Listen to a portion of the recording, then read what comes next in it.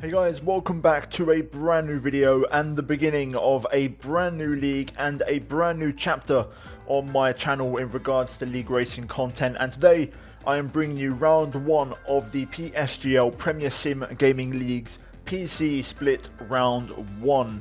And to be fair, it's been a long time in the making, but we are finally here, guys, and this is by far the most competitive league I think I have ever taken part in full time. So I am very much looking forward to it, and I can't wait to show you guys the action of this entire season. Now, before we jump into it, guys, I want to quickly get the plug out of the way.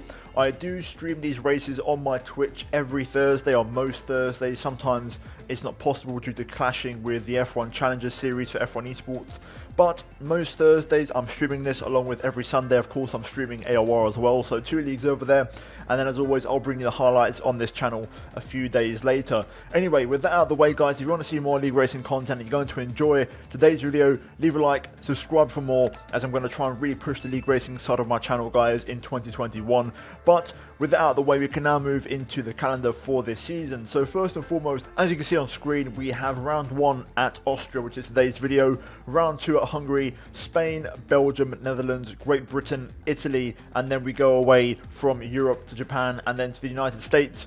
We then go to Bahrain short, which is quite an interesting one for a league racing calendar, and then Abu Dhabi, Australia and Brazil, the final race of the season. 13 rounds, and the calendar pretty similar to the COVID affected 2020 F1 calendar in real life, but overall I'm looking forward to it. It's going to be really exciting, and we now move into the real main event, and that is the driver lineup. And as you can see on screen, it is absolutely stacked. That is the only word for it. I am really up against some incredible drivers this season. I'm driving in the Ferrari alongside Philip Presnader, of course, F1 Esports driver, and then just a few names in here. We've got Jarno Opmeer, who will be alternating, I believe, for a few races with Danny Moreno, so both of those guys will be alternating races, I believe. And also they've now moved to Mercedes since this picture got uploaded to the Discord. Worth noting, Alvaro Carradon as well for Williams, Fabrizio Donoso, Tino Nakarinen, Floris Vyers, Simon Weigang, Sven Zerner, Matthias Colagon, Josh Idowu. Lots of just fast names, basically. You know, Nicolas Mateo, Ruben Vallejo, Spanish guys who I believe were in the, I think the pro draft as well. And then a few names I personally recognise for my own league racing previous years, like Calvin and Dylan Warren. So a really stacked grid, and there's going to be fast cars absolutely everywhere. And also worth noting, in this league, guys, we are doing a full qualifying Q1, Q2 and Q3 format. So it's going to be interesting. My first league with that qualifying format, and we're going to see how that goes here today as we now move into qualifying for round one for the Austrian Grand Prix. Now here we go, jumping into the action here for Q1 at Austria, and we've got quite a few things to get through here because it's going to be a tough one. I'm not expecting a miracle here today. I think for the whole season, if I can get out of Q1, that would be a pretty decent achievement. And you can see currently on my first time lap we go P7. Not the best first lap, it has to be said. There was a bit scruffy, and I was just kind of getting my feet wet, trying to get a feel for the track and seeing where the limit was. I was speaking to Philip Presnader in Discord at the time, so you can hear his voice in the background as well.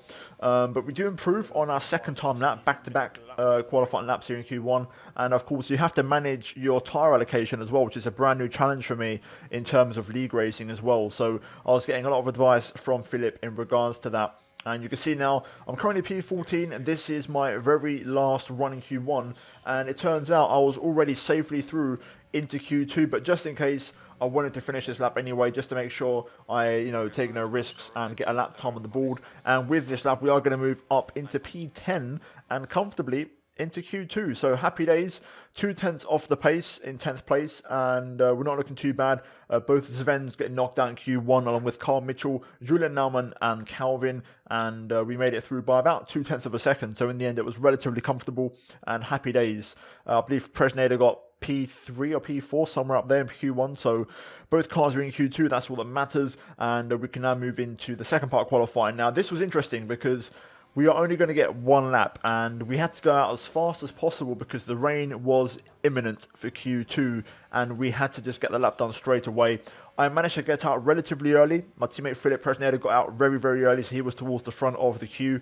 And I believe I'm the last car of this initial pack who went out straight away. And I got a little bit held up by the car in front of me, the Renault of VSR Domi, because he made a bit of a mistake and a bit of a scruffy lap. And generally speaking, especially into here, I got a little bit put off and distracted by him, but he did move out of the way afterwards. But I definitely lost a little bit of time through there. As Jarno Opmeer goes P1, the rain at this point now just starting to fall down a little bit as we just about keep it within track limits through turn 6. And at this stage now just trying to hang on and get the lap time finished, because if we nail this lap, I should be okay.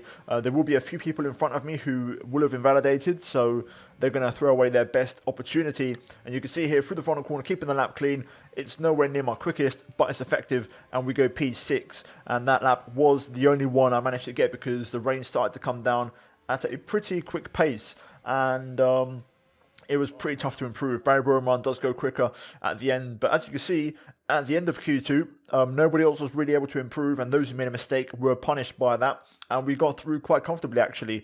8th place, and we were into Q3 by about 0.2 of a second once again. And my teammate Philip Presneda up in P4, and both Alphas in the top 3. I think we're going to have to be on our game now in Q3 to try and get a strong lap in, because these guys look very, very quick. So, yeah, speaking of Q3, we're going to jump into it here. And straight off the bat, the session was dry again. So we kind of had to get used to this again, because I used the wet part of Q2 to put some practice in the intermediates, because the race is going to start in the wet. So I had to get used to the dry tyres again. And also I had to manage my allocation at this stage as well. So it wasn't ideal, but we do set a first lap time here as we run up to the line. We go P6, we don't improve, and we're currently last, 2.5 tenths off Tino Nakarinen in P4. And we then move on to my next lap in Q3. This was on a fresh set, my final fresh set of soft tyres. Unfortunately, I invalidate, which was a bit of a shame. A purple first sector, I was doing really, really well. But what I'm going to do here is just back off a little bit, save a bit of fuel and tyres, and also some ERS. And we're going to go once again just straight away here, and we're going to try and hit a lap. So this was my best lap in qualifying. Down towards turn 1, you want to make sure you bring the car to the left-hand side. 5th gear. I was struggling a little bit for grip there, but I just wanted to keep it safe. I was never quite able to nail turn 1 in this entire qualifying, which is a bit of a disappointment. We then make our way out towards turn 2 and turn 3. 100-meter board brake just after that, about 75 meters. Down to 2nd gear, short shifting up to 3rd, but I get a bit of a scruffy exit. Didn't quite optimize the traction there, and we're just a 10th up currently in this lap. We then make our way down towards turn 4. 3rd gear, and again don't quite hit the corner right. I didn't really hit the apex, but I got a pretty decent exit though. Really nice traction out of there. Now down towards turn 6, the left-hander, just trying to get the power down as soon as possible on the exit here. And now into turn 7, flicking the car in, little tap of the inside curb, using all the runoff on the right-hand side, but again, not ideal, not as fast as I have gone through there. And now turn 9 and turn 10, full commitment through here, 7th gear, and the final corner, making sure you really nail the drive out of there and get that traction, which we didn't quite do. I lost about half a tenth in that final sector. We go P7, a 10th off Lucas UK, and for now ahead of our teammate, but Philip would eventually improve.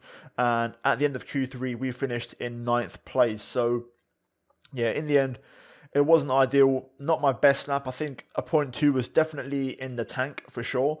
I think if I'd nailed a perfect lap, I would have been somewhere around where Dylan Warren is, because I usually race him in AOR, so I know what kind of pace he is. But both Alphas on pole. It's going to be Barry on pole ahead of Jarno Opmeer, and then Alvaro Carreton in 3rd place ahead of Josh Idowu. And then it's Philip, my teammate, P5 ahead of Tino Nakarinen, and then we have Dylan Warren, Lucas UK, myself, and Matthias Colagon in 10th place. So, you know what? I'm going to take it. Even though Q3 was a bit disappointing, I would have absolutely taken a Q3 at the start of the race weekend. So, no complaints on my end. A decent qualifying. Hopefully, we can do a better job in the next race. But for now, we'll take that. And we are going to start the race in the rain from P9 here for the Austrian Grand Prix.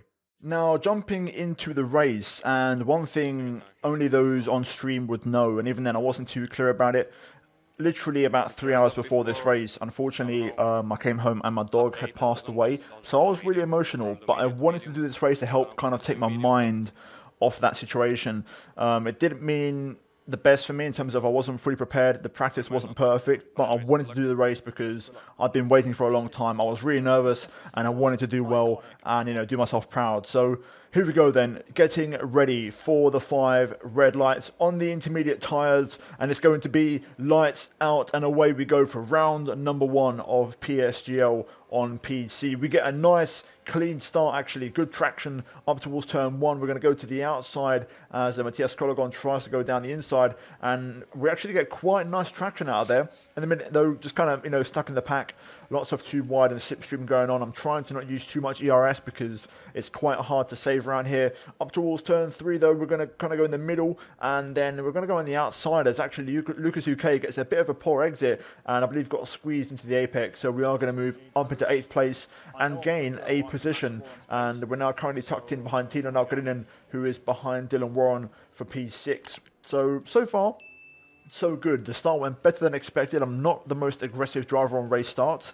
That's something I need to improve on, and sometimes I do leave myself a bit vulnerable and open to, you know, being overtaken by multiple cars. So I was quite happy with this race start, and now it's going to be 36 laps of trying to avoid picking up warnings for track limits, because it's so easy around here to get a 3-second time penalty for track extending. So that's the plan. We're going to try and keep it clean, and I'm hoping to benefit at the end of the race.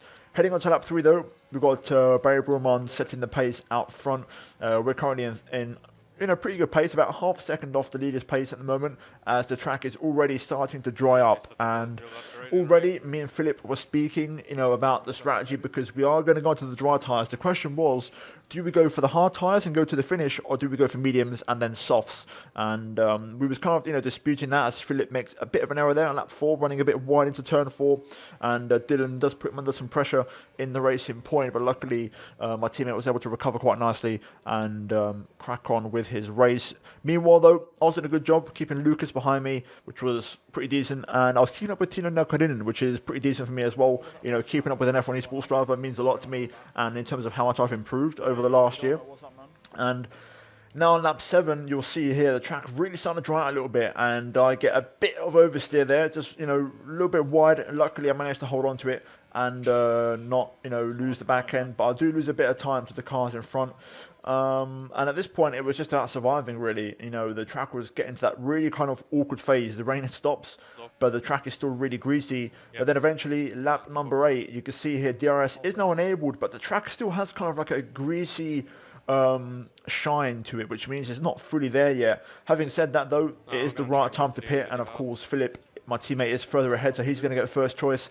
So he's going to pit for the dry tyres, and he's going to go for the hard compound tyres. I'm going to go for one more lap on the intermediates. They don't feel too bad, and at this stage I felt like, okay, if I can keep up with Tino in front of us with DRS, then we should be okay. So as you can see, most cars in the pit lane are going to go for a set of dry tyres. We're going to stay out for one more lap. Tino making a bit of a mistake into turn 1 there, which did help me in terms of keeping DRS through here. And we also dragged Lucas UK along with us and CRG Atta in the Red Bull. At the end of lap 9 though, we are going to pit. And to be fair, it was a decent in-lap, on for a personal best, which was pretty decent considering the track was drying out. And we're going to box nice and safe into the pit lane, not speeding.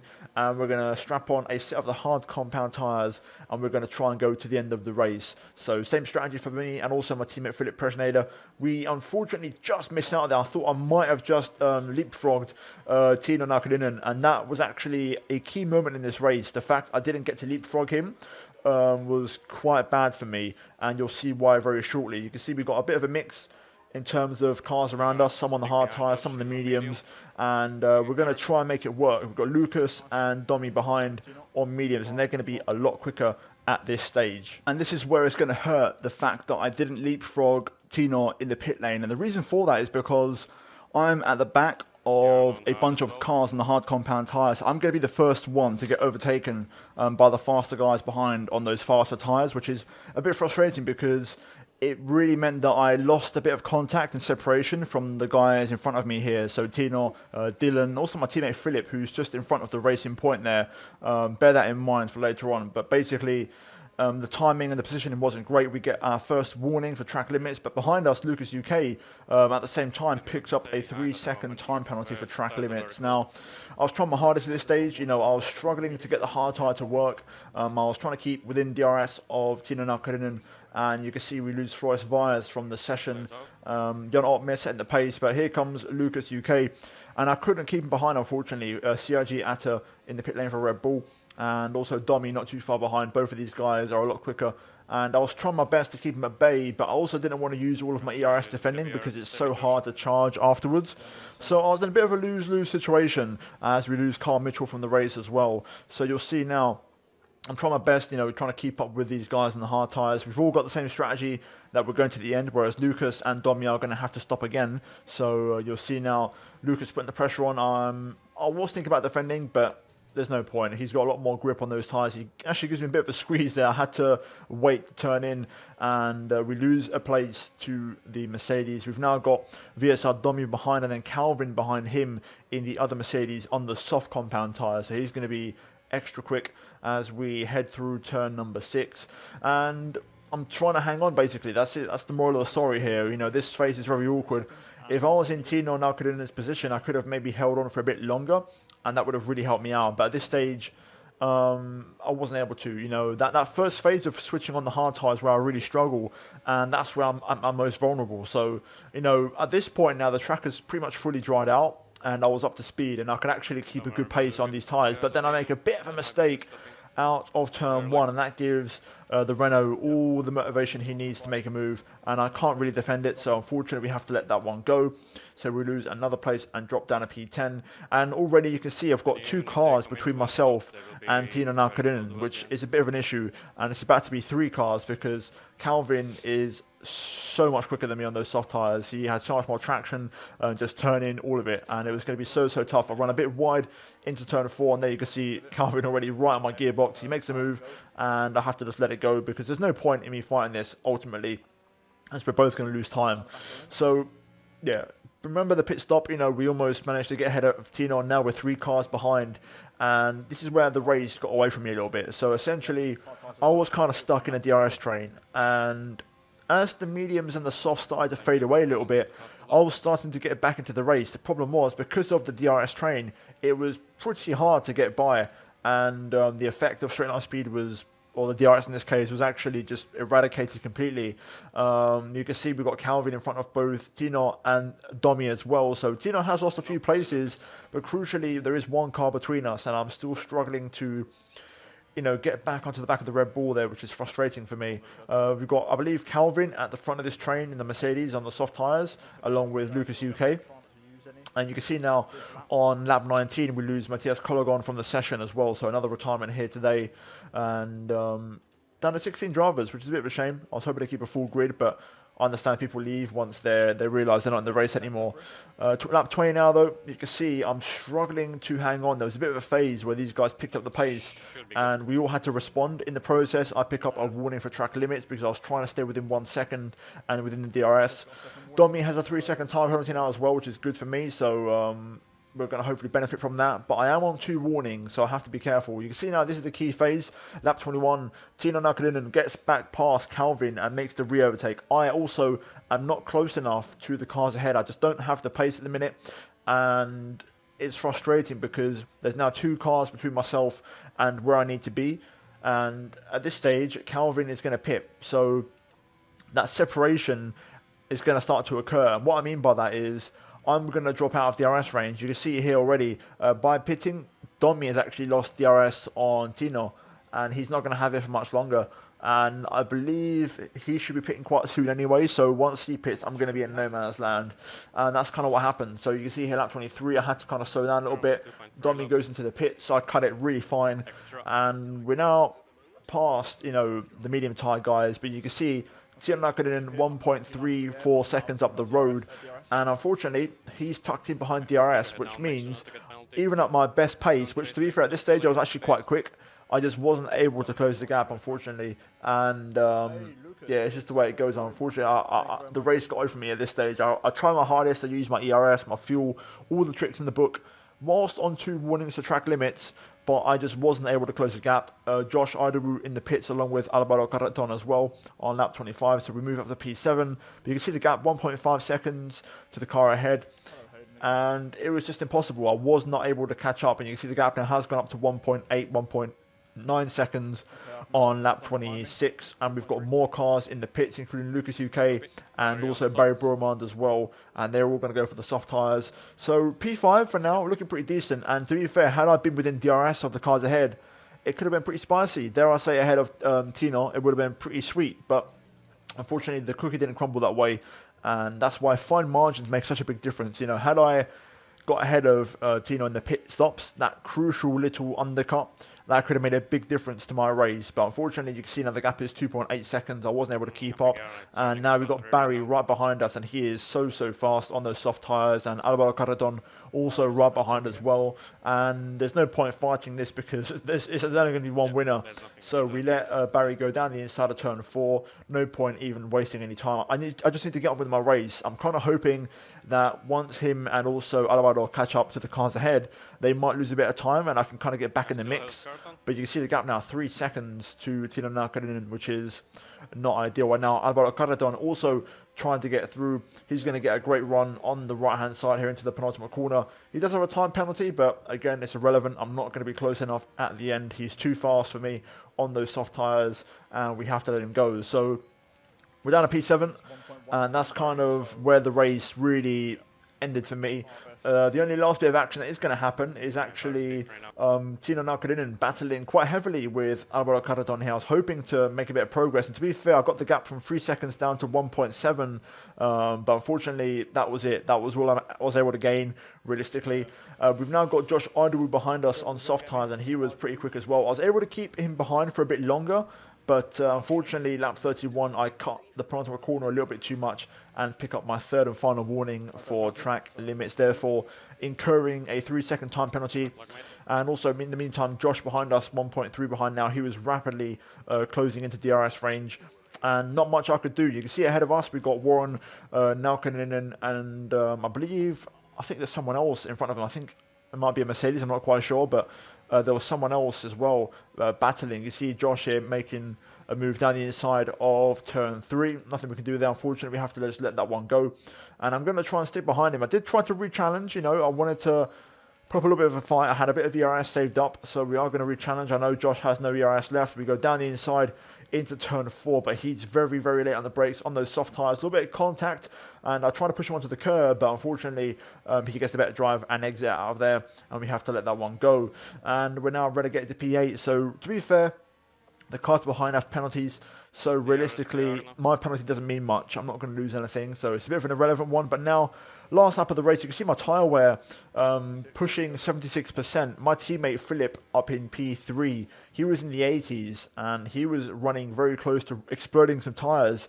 And the same goes for these guys. So Dylan Warren in front of Tino Nakarinen in P5 was running, I believe, on like 86% tyres maybe, or something like that. He was running on really worn tyres, and you can see these guys were battling away on the last lap of the race, but unfortunately I just couldn't get close enough, and also I had a time penalty anyway, so it's kind of irrelevant. I was hoping, you know, something would happen, you know, Josh maybe going for a bit of a lunge, or, you know, something that would have happened, then I could have benefited. You can see here on the last straight before the penultimate corner here, it's absolutely just chaotic, 2-3 wide, and I tried my best to close in, but it wasn't to be. Barry wins the race for Alfa Romeo, and we're going to come through the final corner and pick up a P8 on my debut and some points in PSGL. So overall, a decent race. We finished 1 place higher than where we qualified, and at the end of the race, we only finished 12 seconds off Barry Bromand. If you take away the 3-second time penalty, I finished 9.5 seconds off Barry and 8.8 behind Jarno Opmeer in a 50% race. So you know what, I'm going to take that, less than 10 seconds off some absolute aliens and esport drivers. My teammate Philip Presnader gets a podium as well, so he has a decent race, and happy days. We get some, you know, some decent points in the first race of the season. Alvaro Carreton finishes P4 with a 3-second time penalty. Tino Nakarinen, Dylan Warren, Josh Idowu, myself, Domi and Calvin rounding out the points here today, with Vallejo, Atta, Lucas UK and Julian and others missing out behind us. Now, we move to the driver standings after that race, and of course the point system is a bit different in PSGL. You can see on screen, pause the video and kind of study it a little bit, but we are currently of course in 8th place, same as the race results, and Barry Broman leads the way there, so bear that in mind, the point system for the rest of the season, as we then move into the constructor standings for the first time, and we are currently in 2nd place behind Alpha, so a decent start to the season for us. You know, I brought home a couple of points for the team, and hopefully that's the plan, to try and help out Philip Presneder as much as I can all season long. He's going to be the main man, of course. He's much faster than me, but I want to try and, you know, make myself proud, but also help him out and just run quite smoothly as a team. Jan Otmir is no longer at Alfa Romeo, so you know it could be a bit more of a balanced fight in terms of the Constructors' Championship, so I'm looking forward to that. Either way, guys, that's going to be it for round 1 of PSGL. If you guys enjoyed it, a brand new league, leave a like, subscribe for more content like this, and also check out the previous video on screen regarding some AOR content, and I'll see you guys in the next one very soon for round 2, guys, at the Hungarian Grand Prix. But until then, take care, guys, and it's goodbye from me.